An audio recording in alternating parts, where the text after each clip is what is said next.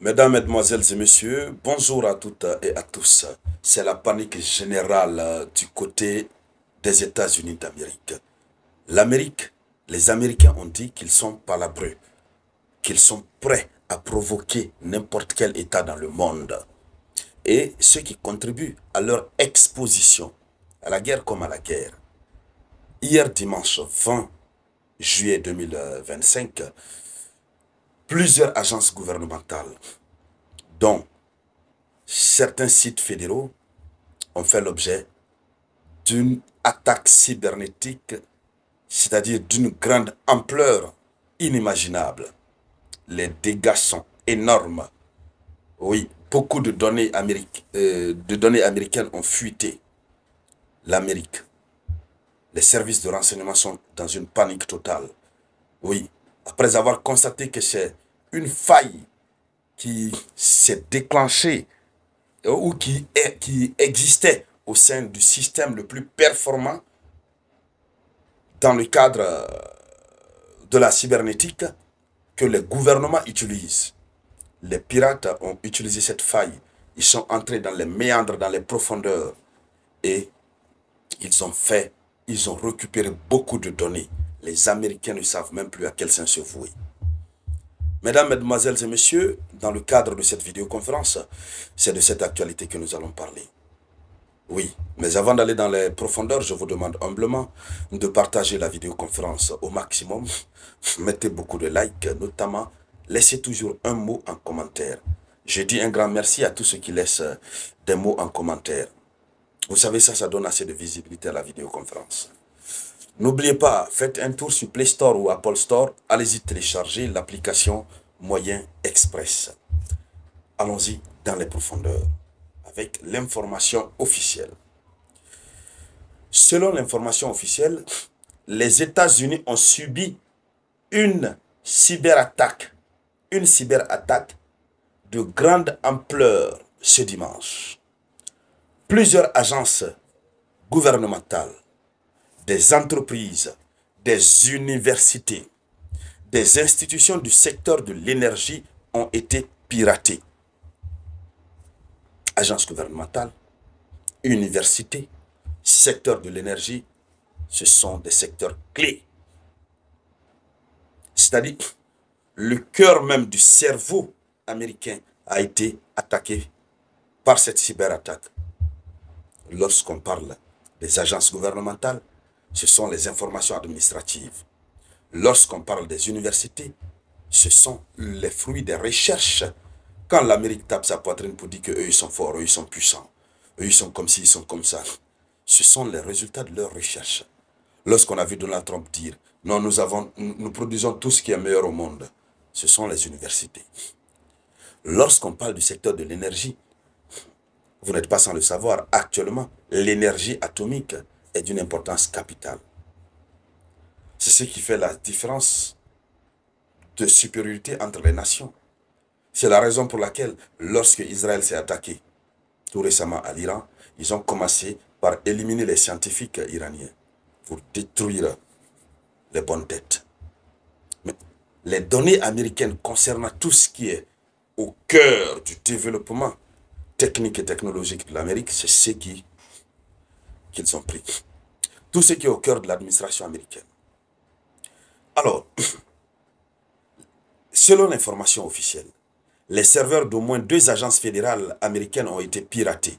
Les serveurs d'au moins 2 agences fédérales américaines ont été piratés. Sans compter que tout récemment, il y a eu encore de la piraterie. Hein. Et vous vous demandez tout de suite qui sont ceux qui sont à la base. Et vous pensez déjà à certains pays. Maranatha. On y arrivera tout à l'heure. C'est à la guerre comme à la guerre. Alors, les pirates auraient exploité une faille critique sur les serveurs de Microsoft.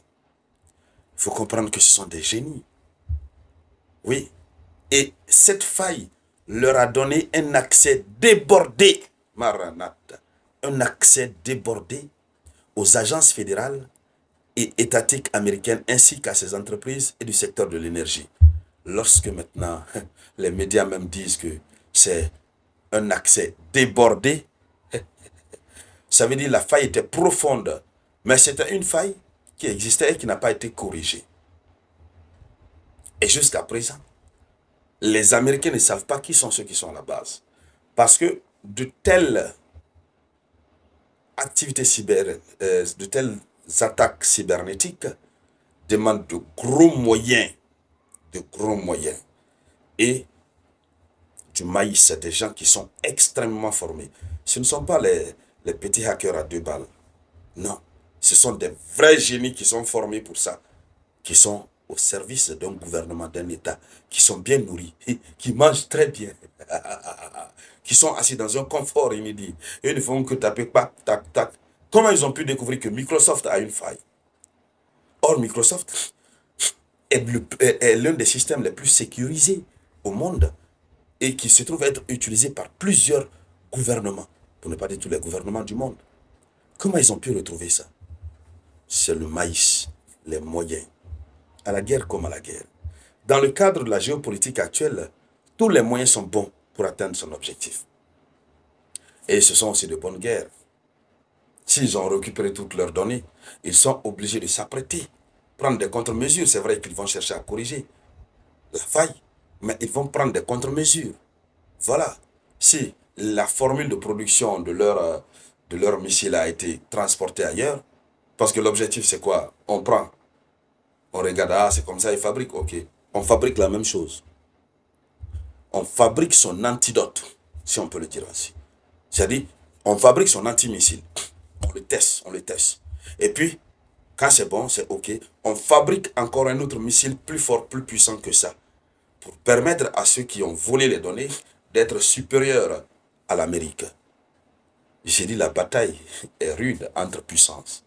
Depuis que le monde est monde, ce temps-ci que nous connaissons, ce qui se passe dans le cadre de la géopolitique, ça ne s'est jamais passé comme ça. Allons-y un peu plus loin dans les profondeurs. Partagez la vidéoconférence. Actuellement, beaucoup refusent de partager. Il faut partager. Voilà. Sinon, ça ne me donne pas le courage. Hein.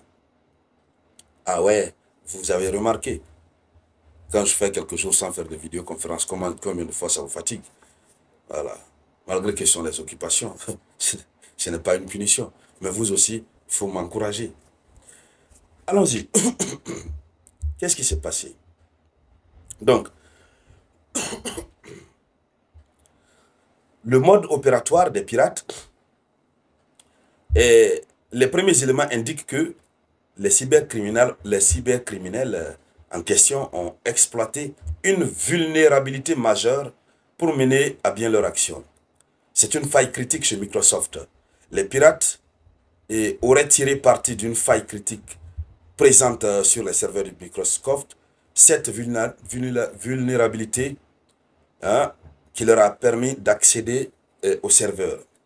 Alors, grâce à cette faille, ils ont pu s'introduire dans les systèmes des agences fédéraux et étatiques, comme on le disait tout à l'heure, et finalement, ça a compromis les données qui étaient là. Alors, voici globalement ce qu'il faut dire par rapport à cette situation. Pour le moment, aucun pays n'est désigné. Ni la Russie, ni la Chine, ni la Corée du Nord, ni l'Iran ne sont désignés. Personne n'est désigné comme responsable. Les enquêtes sont en cours pour avoir un niveau de certitude assez élevé afin de pouvoir désigner un pays ou en tout cas des responsables. Mais écoutez, nous savons que l'Amérique fait la guerre à tout le monde.